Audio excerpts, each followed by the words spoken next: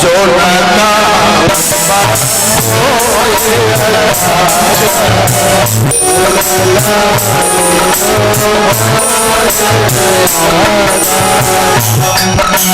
आपसे पूछने में हमें थोड़ा डर लग रहा है और लज्जा संकोच भी हो रहा है, लेकिन अगर हम ना पूछूं तो बड़ा अपराध होता है, बड़ा नुकसान आ रहा है।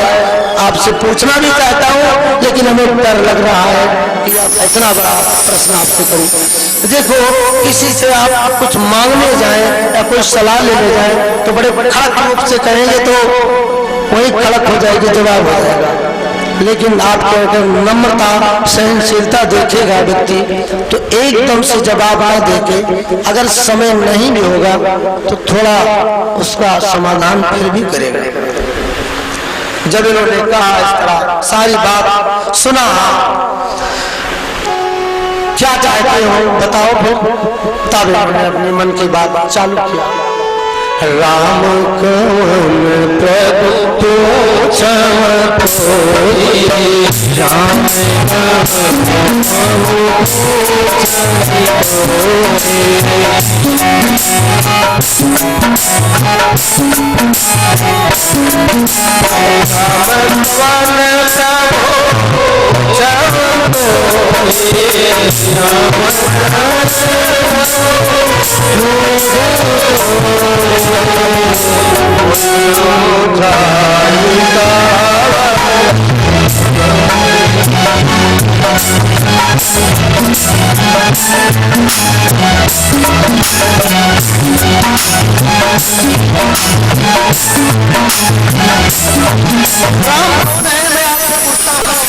राम अवधेश कुमारा नार विरह दुख सहु पारा।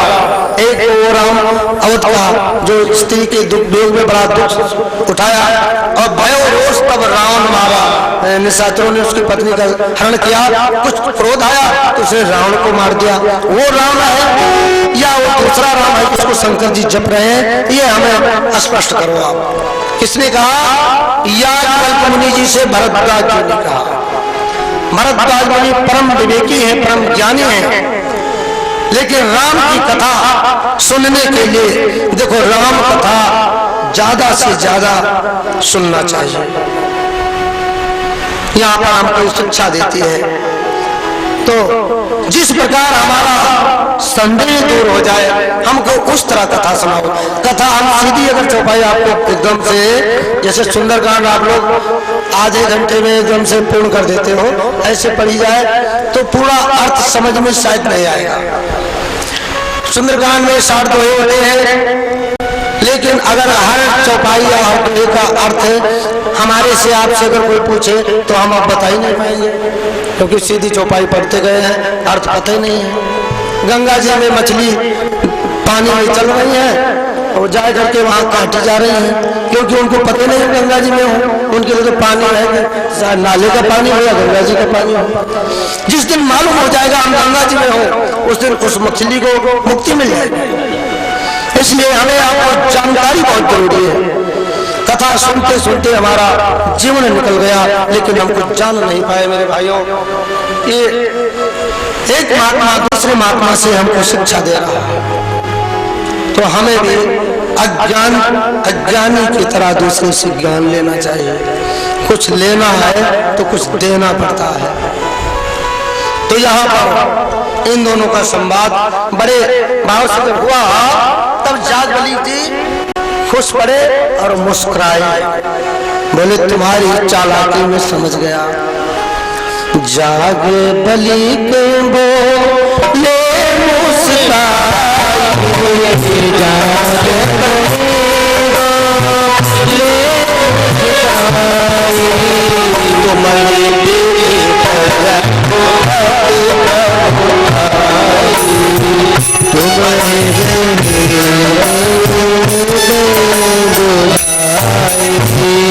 तुम राम की महिमा जानते हो, इसलिए तुम ऐसा प्रश्न किए हो कि जानो तुम कुछ जानते ही नहीं हो। किस प्रकार कहते हैं? चाह सुन राम गुण बोला, चाह सुन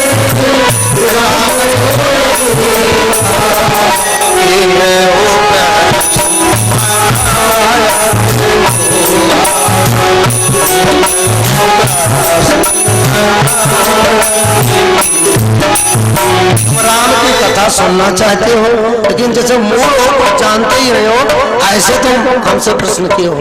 देखो, अगर हम यहाँ पर एक बात है, अगर हम कुछ विशेष चीज प्राप्त कर रहे हैं और हमें धूल में भी गिरना पड़े तो कोई दिक्कत नहीं है। एक बालक एकदम से धूल मिट्टी में घूमता रहता है, लेकिन अगर उसको चोट लग गई या रोने लगा तो उसकी माँ पहुंचेगी तो धूल की परवाह नहीं करती है, उसको उठा के महंगी साड़ी पहन रखी है, सस्ती इस पे बिचार रहे हैं, गोदी में उठा लेते हैं। हम आप जब धूल में यानी नीचे बिल्कुल साष्टांग हो जाएंगे भगवान की तरफ, तो उस समय परमात्मा ज्यादा विचार नहीं करता है, फिर उसको फौरन उठाता है। और जब तक हमारे आपके अंदर भेद है मेरे भाइयों, तब तक हम भगवान को नहीं पा सकते हैं किसी कीमत पर। यही राम कथा का सब दृष्टांत है, सिद्धांत है। परमात्मा को प्राप्त करें उसके लिए संतों का अनुसरण करना चाहिए। देखो, संत जन आप लोग जानते हो, इनको बड़ा कष्ट उठाना पड़ता है। हमारे भारत में किसी भी देश में आप ले लो, क्योंकि जो सही मार्ग पे चलता है उसको बड़े कांटे मिलते हैं। उन कांटों को जो पार कर ले जाता है परमात्मा तक वही पहुंचता है। उनको पार करने की शक्ति के लिए परमात्मा ने भी कहा है कि बूंद अगाध सहत गिरी कैसे खल के वचन संत सहे। जैसे पर्वत पे पत्थर बर्फ गिरती है, ओले पड़ते हैं, उसको सहन करता है, ऐसे दुष्टों के वचन को साधु जन सुनते रहते हैं। तो हमें आपको उसको सुनना है, समझना है, तो किसका साथ करना पड़ेगा? संतों का। चलो, संतों का संग करने के लिए भजन बोलते हैं, उसके बाद बता गए। संतन के संग लाग रे तेरी मछली बनेगी,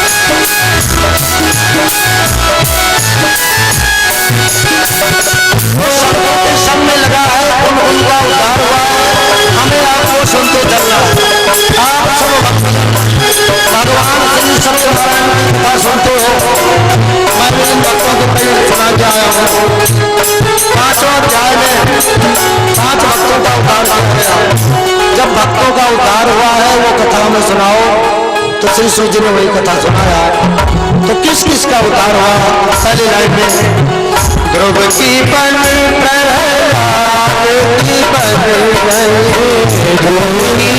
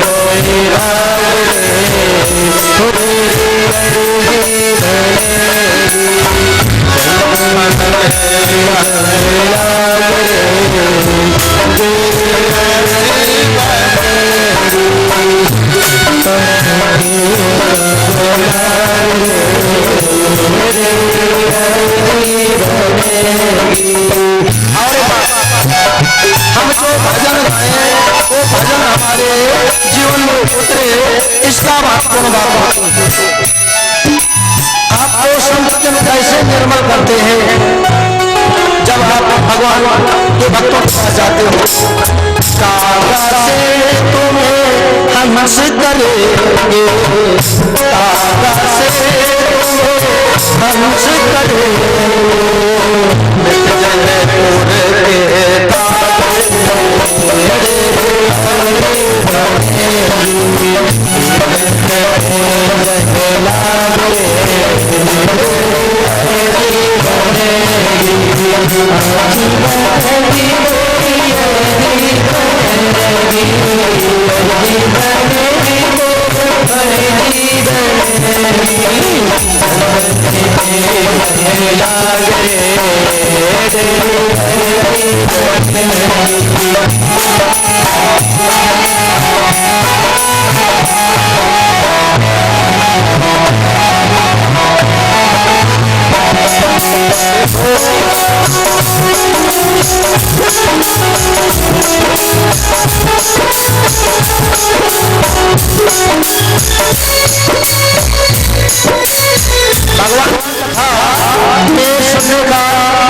के किसी व्यक्ति की उम्र नहीं होती है, किस समय कथा सुनते हैं, बच्चे भी सुन सकते हैं और वृद्ध भी सुन सकते हैं और युवा भाई बहन भी सुन सकते हैं, क्योंकि इसमें हम मोह की निद्रा में बहुत कुछ सोच चुके हैं।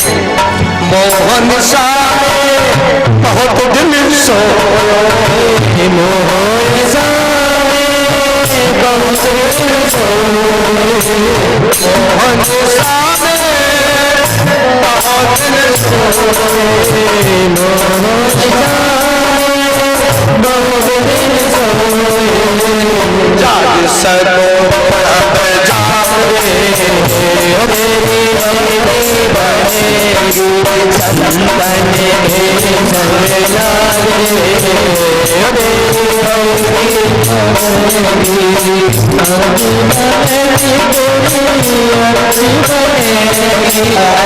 हमें आपको बड़ी चेतावनी दिया है। भजन सबकी प्रणाम करते, हम आप लोग रोज शाम को भजन गाते हैं सकारात्मक, तीन आशाएं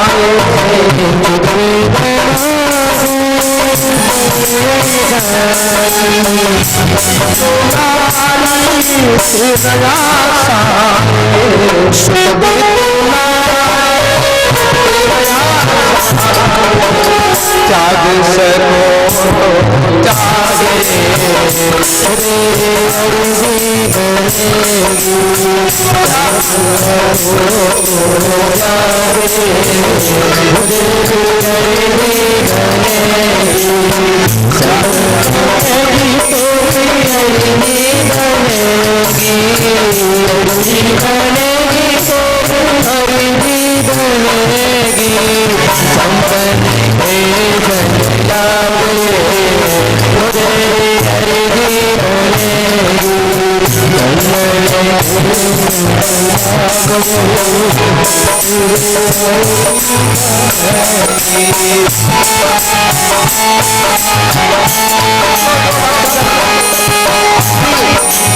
बिगड़ी बनवाना चाहते हैं और अच्छी बनना चाहते हैं और दुख को दूर करना चाहते हैं, इस बात से बड़ा ध्यान रखना। कोई के रो बड़ो भागरे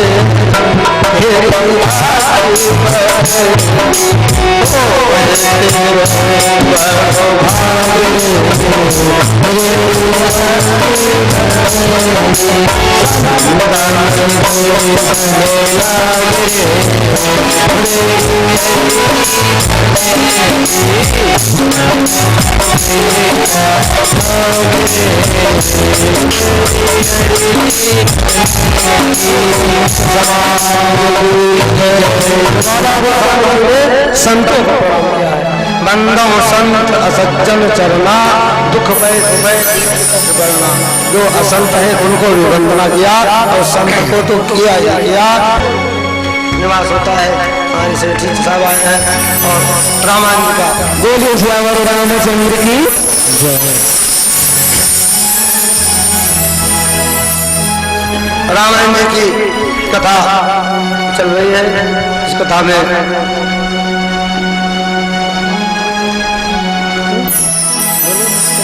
जो इस प्रयाग में बैठे हो देखो यहाँ पर हमें आपको केवल भाव ही बदलना है, कुछ करने की जरूरत नहीं है।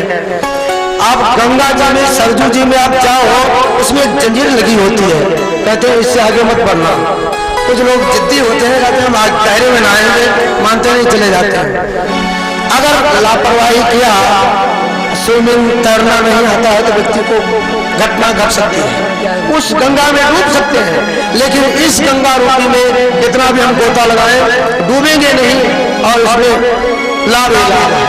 इसलिए जहाँ पर भगवान की चरित्री पावन गंगा हो, उसमें अवश्य स्नान करना चाहिए। तो यहाँ पर याद मुनि जी और भरद्वाज जी का जो संवाद हो रहा है, इस संवाद की कथा को सुनने से क्या फल मिलता है? साक्षात गंगा जी के स्नान का फल मिलता है। बोलो गंगा रानी की जय, अपने अपने माता पिता। अभी आप सबको इस कथा के राम कथा सजीवन समान, राम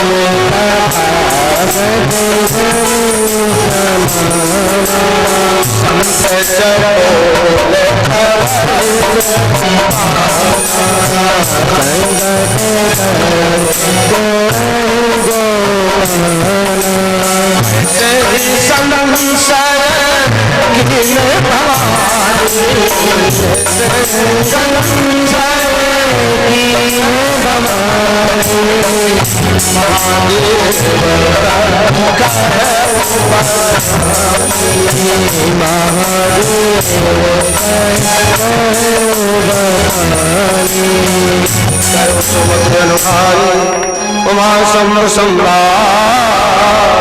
भय समय सुने मुनि जिस बात को सुन करके मुनियों की हृदय की दिशा मिट जाती है, तो हमारे आपके हृदय की कथा जरूर दूर होगी। वो आप दिव्य पावन भगवान राम की कथा आप सुने। ये कथा एक बार शंकर भगवान कैलाश पर्वत से चले हैं, संग में महाराज जी को लिए हैं, बोले चलो आज राम कथा सुन के आएंगे। आप लोग ये कथा सुने आए, इसमें भाई लोग कम आए हैं। कथा में समय तो होता नहीं है, घर के जो माताएं बहने थोड़ा खाली हम वही सुन सकती हैं। आजकल के समय में भगवान की कथा कोई भाई बंधु अगर सुनने आए हैं तो ये समझो बड़ी कृपा है भगवान की उनके ऊपर। अतिशय कृपा राम कर होई, पाव दे यही मार्ग सोई। उस मार्ग में व्यक्ति जब आता है तो बहुत ही कृपा होती है भगवान की, तब आता है। राम कथा के वह अधिकारी जिन्हें संत संगति अति प्यारी। राम कथा का अधिकार भी सबको नहीं सुनने को, हमें भी नहीं है, नहीं कि आपको कह रहा हूं। राम की कथा सुनने का अधिकार उस व्यक्ति को है जिनको सत्संगत अच्छा लगता हो, अच्छे व्यक्तियों का संगत अच्छा लगता हो, जिसके अंदर जो भाव हो वही बाहर। हम जैसे अगर बगुने भगत बनेंगे तो जिंदगी भर मज्जन करते रहेंगे और वो मलिनता नहीं जाएगी, और अंदर से आप पवित्र हैं, ऊपर से आप कैसे भी हैं, तो वो भाव हमारे राम जी समझते हैं। तो आप सबको ये संदेश दे रही है राम की कथा, और आपके जीवन की अंधकार को दूर करने के लिए राम रूपी गंगा ये आई है। अब एक बार की बात है, कब की बात है? आज के 3 युग पहले 5,500 वर्ष हुए हैं अभी यहाँ कृष्ण जी को यहाँ आए और यहीं से गए, केवल 5,500 वर्ष पहले। उसके पहले में का जो युग था त्रेता जब की कथा यह है जो हम लोग आज गा रहे हैं। एक बार त्रेता युग शंभो गए कुंभधर से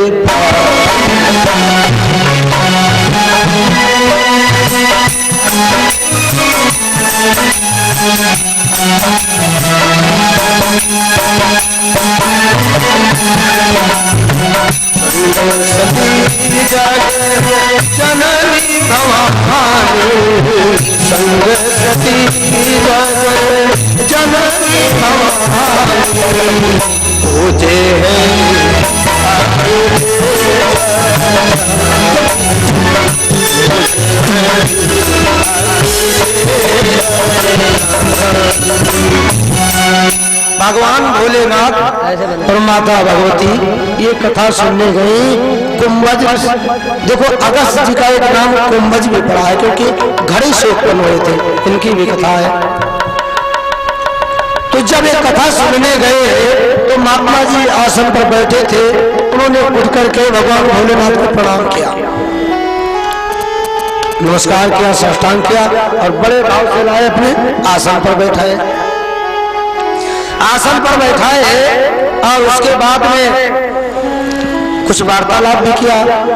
सती जी सारी बात देख रही थी, उनके साथ आई थी और